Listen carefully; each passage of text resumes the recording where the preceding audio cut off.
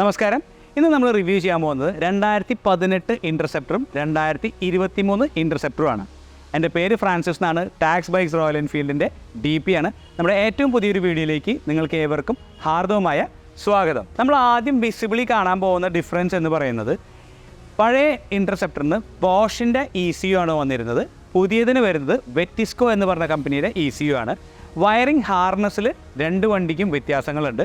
Piston barrel cylinder ഇത് രണ്ട് വണ്ടിയുടെയും വ്യത്യസ്തമാണ്.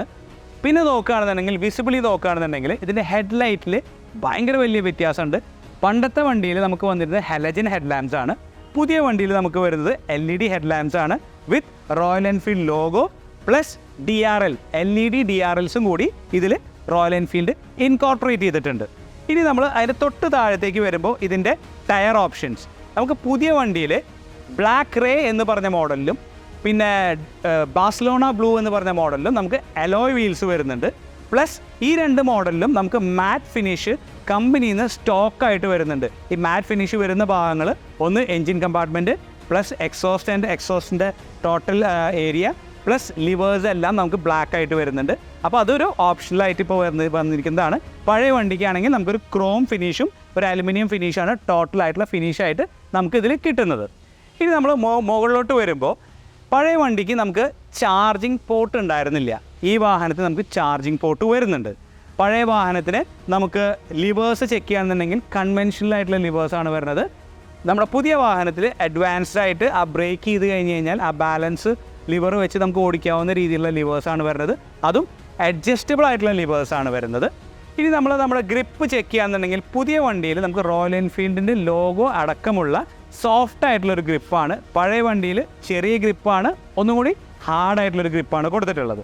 ഇനി നമ്മളതിൻ്റെ ബാർ എൻഡുകൾ ശ്രദ്ധിക്കുകയാണെന്നുണ്ടെങ്കിൽ പുതിയ വണ്ടിയിൽ ഒന്നും കൂടി വൈഡർ ആയിട്ടുള്ള ബാർ എൻഡ്സ് ആണ് കൊടുത്തിട്ടുള്ളത്. പഴയതിൽ നമുക്ക് ഒന്നും കൂടി സ്ലീക്ക് ആയിട്ടുള്ള ബാർ എൻഡ്സ് ആണ് കൊടുത്തിട്ടുള്ളത്.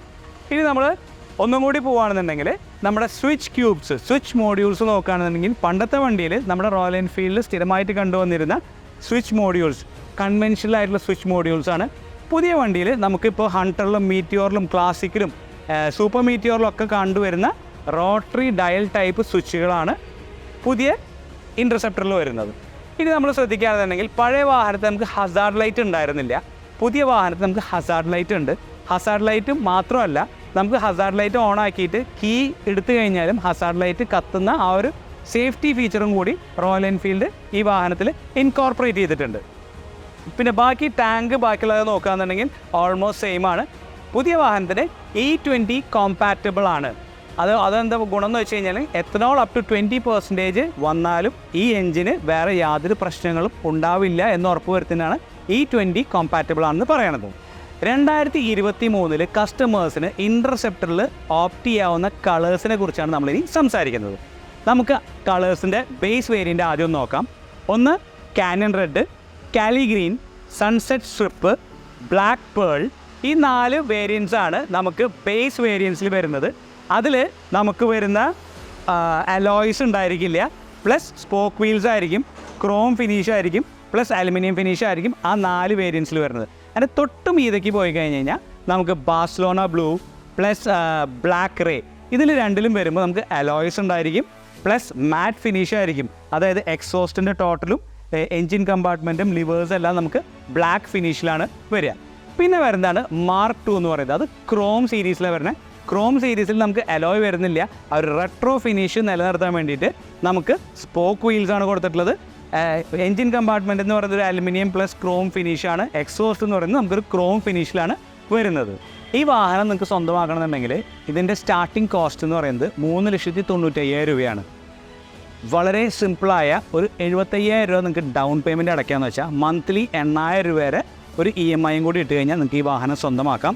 നിങ്ങൾക്ക് ആർക്കെങ്കിലും ഈ വാഹനം എടുക്കാൻ താല്പര്യമുണ്ടെങ്കിൽ താഴെ കാണുന്ന നമ്മുടെ നമ്പറിലേക്ക് വിളിക്കാം.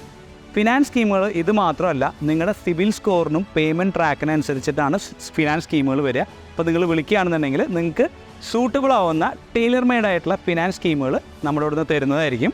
നിങ്ങൾക്ക് ഹോം ടെസ്റ്റ് ഡ്രൈവ്സ് നമ്മൾ അറേഞ്ച് ചെയ്യുന്നുണ്ട്. ഹോം ടെസ്റ്റ് ഡ്രൈവ്സ് മാത്രമല്ല, നിങ്ങൾക്ക് സ്പോട്ടിൽ വന്നിട്ട് നിങ്ങൾക്ക് ഫിനാൻസ് സ്കീമുകളെ കുറിച്ചും പറഞ്ഞു തരും. നിങ്ങൾക്ക് അവിടെ വെച്ച് തന്നെ നിങ്ങളുടെ ലോണിൻ്റെ പ്രോസസ്സിങ്ങും നമ്മൾ ചെയ്യുന്നതാണ്.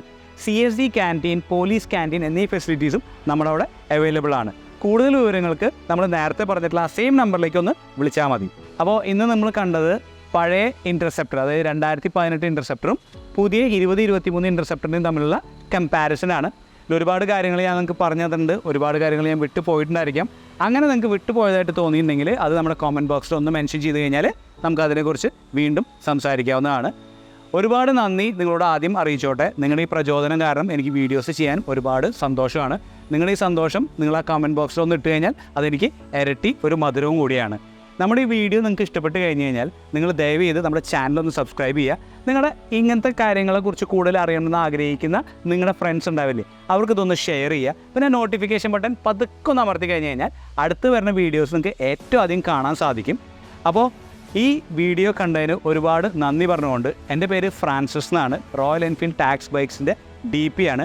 അടുത്തൊരു വീഡിയോ കാണുന്നവരെ stay tuned, ride safe and take care.